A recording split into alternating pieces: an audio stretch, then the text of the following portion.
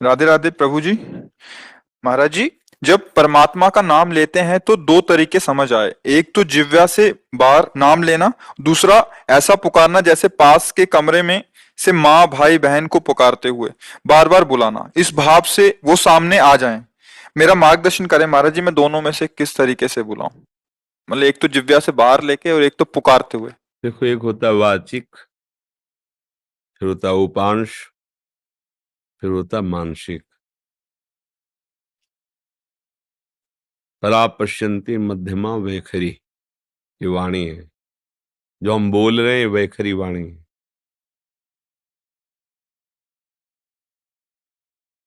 ये उपांश है, चल रहा है। ये मानसिक है, बिल्कुल शांत मन, शांत इंद्रियां, और वो परावाणी से भजन हो रहा है। तो हमें अपनी स्थिति देखनी कि हमारा भजन कहाँ से कहाँ तक पहुंचा है।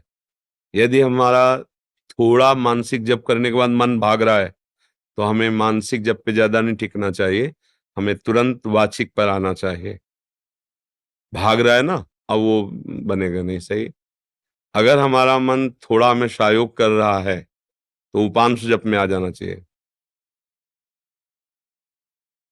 ऐसे अब लग रहा है कुछ जप रहे हैं, पर क्या जप रहे हैं, कुछ लग रहा है ऐसा। मानसिक जप ये होता है कि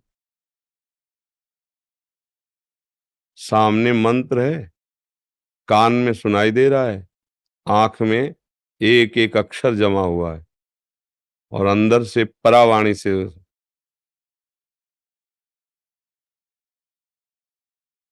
न माला है न कुछ है।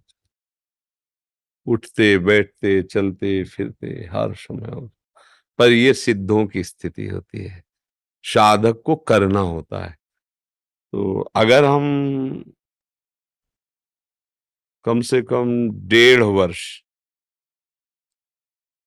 जवान से अभ्यास करें, राधा राधा राधा राधा राधा राधा राधा राधा राधा, बिना प्रयास के उपांशु चलने लगेगा।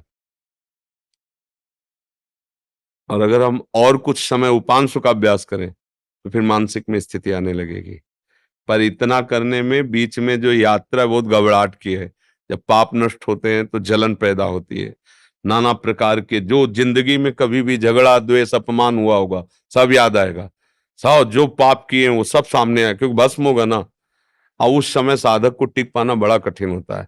अच्छा, जो कमजोरी रही वो तुम्हारे सामने उपस्थित हो जाएगी। जैसे आप काम, क्रोध लोभ मोह मद, वही तुम्हें दबाना शुरू कर देगा, क्योंकि अब युद्ध शुरू हो गया ना। नाम अब विजय करवाएगा ना, तो नाम न छूटे, उत्साह न टूटे, और आप आगे बढ़ते रहो तो जीत जाओगे। और इसके लिए साधु संग बहुत जरूरी है। जैसे हम कहीं हार रहे हो और कोई हमारा विश्वसनीय कह दे जीत गए जीत गए, अरे बस जीत गए, उठा पटक बस पटक, तो उसमें बल आ जाएगा। उसने दिया कुछ नहीं, वाणी से केवल बोला तुम निकल गए, घबराना मत, आप बस आगे निकल गए, आप निकल जाओगे। अरे तुम क्या निकल पाओगे, गए गए, वो निरुत्साहित होकर मर जाएगा। क्यों? उत्साह बढ़ाना। तो संत संग क्या करता है, हमें रोज उत्साह बढ़ाता है भगवत भजन के लिए, भगवत प्राप्ति के लिए। तो हम अपनी स्थिति को देखें कि हमारी स्थिति क्या है। अगर कुछ मिनट हम जब शांत होकर जपते, फिर मन भाग जाता है, परेशानी, अभी हमारी मानसिक स्थिति नहीं, हमें उपांशु में आना है। और उपांशु में भी जी घबराने लगता है, परेशानी हो रही, तो नाम कीर्तन करना है, राधा वल्लभ राधा वल्लभ राधा वल्लभ श्री हरि राधा।